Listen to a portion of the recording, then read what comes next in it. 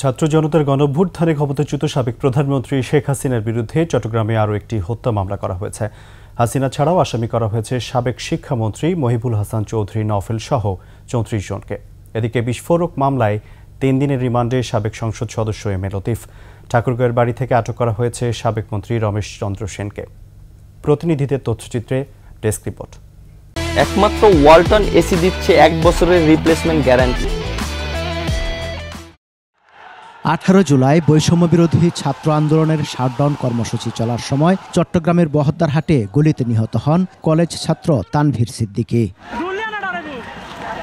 এ ঘটনায় নিহতের চাচা মোহাম্মদ পারভেজ বাদী হয়ে নগরীর চান্দগাঁও থানায় হত্যা মামলা দায়ের করেন। মামলায় সাবেক প্রধানমন্ত্রী শেখ হাসিনা ও সাবেক শিক্ষামন্ত্রী মহিবুল হাসান চৌধুরী নওফেলকে হুকুমের আসামি করা হয়।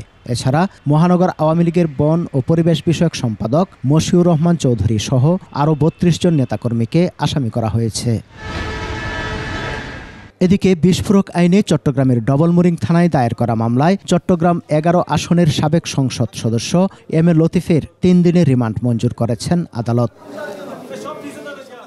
ঠাকুরগাঁও 1 আসনের সাবেক সংসদ সদস্য ও খাদ্যমন্ত্রী রমেশ চন্দ্র সেনকে তার বাড়ি থেকে আটক করা হয়েছে। শুক্রবার রাতে আইনশৃঙ্খলা বাহিনীর একটি দল তাকে আটক করে ঢাকায় নিয়ে যায় বলে জানান তার স্ত্রী বনলতা দেবী। আমি অন্য কান্নাকাটি করলাম, ওদের হাত ধরে কিছুতে ওরা শুনলো না, যে ভালো করে নিয়ে যাচ্ছি, আপনি চিন্তা করবেন না, আমরা আধা ঘন্টার মধ্যে দিয়ে যাব।